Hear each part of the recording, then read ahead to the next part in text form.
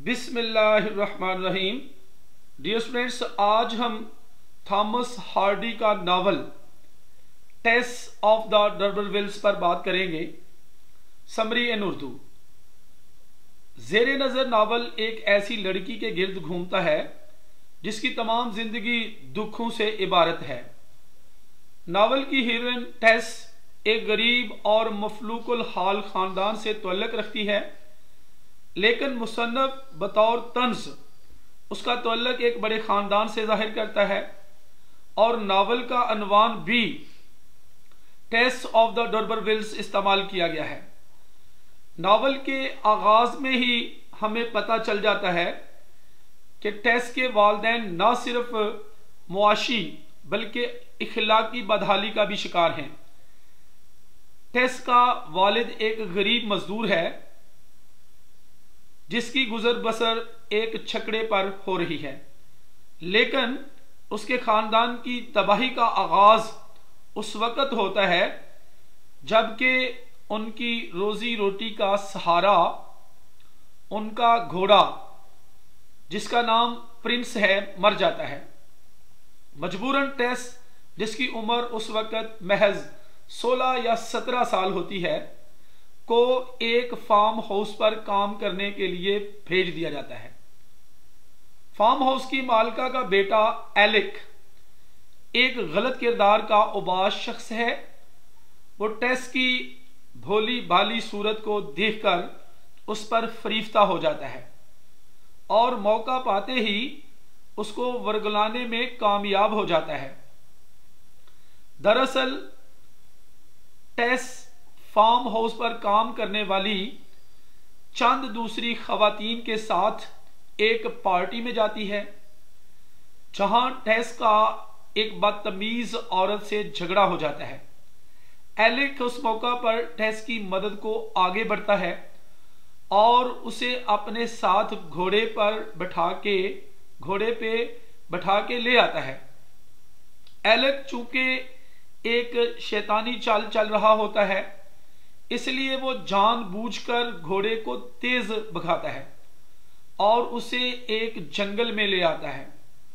मुसन्नफ ने इस तमाम वाकया को बड़ी तफसील से बयान किया है ताकि वो साबित कर सके कि उस रात जो कुछ भी हुआ उसमें टेस का कोई कसूर ना था। टेस थकावट की वजह से नींद की हालत में थी और अकेली होने की वजह से वो एलिक को उसके मकरू फेल से रोक भी ना सकती थी। इस तरह एलिक अपने मकसद यानी टेस को वर्गलाने में कामयाब हो जाता है। ताहम टेस को जल्द ही अपनी गलती का एहसास हो गया, जिसका अंदाजा हमें उसकी अपनी वालदा से की गई गुफ्तगू से होता है। टेस इस ट्रेजेडी की जिम्मेदार अपनी वालदा को ठहराती है जिसने उसकी तरबियत ना की, लेकिन टेस की वालदा डटाई से उसे इस मौका से फायदा उठाने की तरगीब देती है ताकि वो एलिक को शादी के लिए मजबूर कर सके। ताहम टेस इंतहाई उसरत में एक बच्चे को जन्म देती है जिसका नाम सारो है, जो कुछ दिनों बाद ही मर जाता है।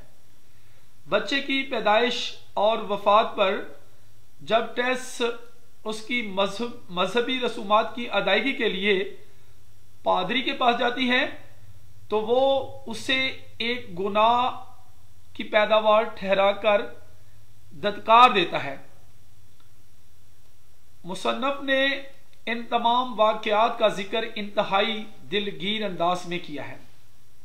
बच्चे की वफात के कुछ अरसे बाद गुर्बत के हाथों मजबूर होकर टेस एक और डेयरी फार्म पर काम करने चली जाती है जहां उसकी मुलाकात नावल के हीरो एंजल से होती है, जो खुद भी उस डेयरी फार्म पर काम सीख रहा होता है।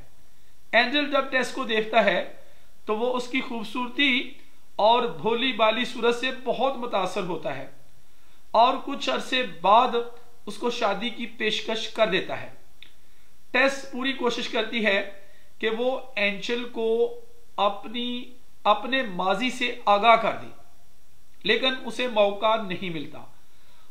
आखिरकार वो तमाम वाकयात लिखकर एक खत की सूरत में एंजल के कमरे में फेंक देती है, लेकिन शुमई किस्मत कि वो खत कालीन के नीचे चला जाता है और एंजल तक नहीं पहुंच पाता।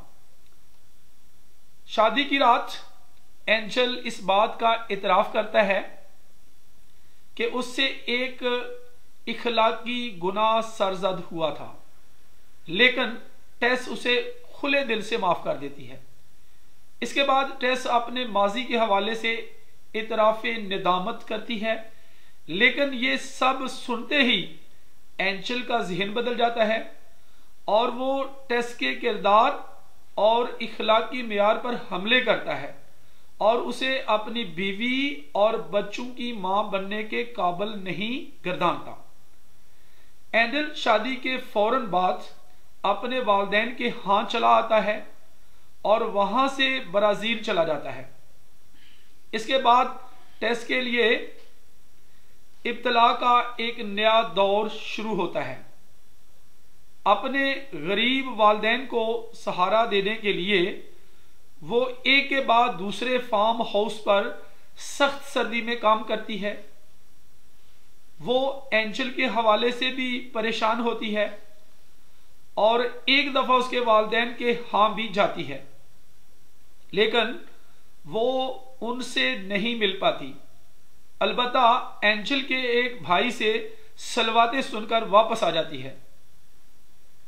एक दिन उसकी मुलाकात दोबारा एलेक्स से हो जाती है, जो एक ईसाई मुबल्लिग का रूप धारे तबलीग कर रहा होता है। एलेक्स इस सूरत हाल में दोबारा टेस की मजबूरियों से फायदा उठाने का फैसला करता है और उसे बतौर दाश्ता अपने यहां रहने की ऑफर करता है। टेस का वालिद मर चुका होता है और उसके खानदान को उनके घर से निकलने का नोटिस मिल चुका होता है। गुर्बत और तंगदस्ती उस पर तलवार बनकर लटक रही होती है। इन हालात में टेस ये ऑफर कबूल कर लेती है।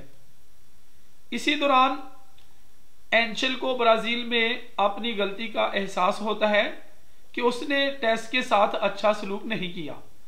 वो वापसी का फैसला करता है, लेकिन तब तक बहुत देर हो चुकी होती है। टेस पूरी कोशिश करती है कि उसके खामद को उसकी हालत जार का पता चल जाए और वो उसको 2 खतूत भी लिखती है। बल्कि टेस की साथी लड़कियां भी एंजल को खत लिखकर उसकी हालत के बारे में आगाह करती हैं, लेकिन जब एंजल वापस आता है उस वक्त तक टेस दोबारा एलेक के चुंगल में फंस चुकी होती है। टेस को जब एंजल की वापसी का पता चलता है तो वो पहले तो उसे मिलने से इनकार कर देती है, लेकिन फिर गुस्से और फ्रस्ट्रेशन में एलेक का कत्ल कर देती है, क्योंकि वही उसकी तमाम बर्बादियों का जिम्मेदार होता है। ताहम एंजल उसका साथ नहीं छोड़ता और उसे एक मकाम से दूसरे मकाम तक पुलिस से बचाए फिरता है, लेकिन आखिरकार पुलिस टेस को गिरफ्तार करने में कामयाब हो जाती है।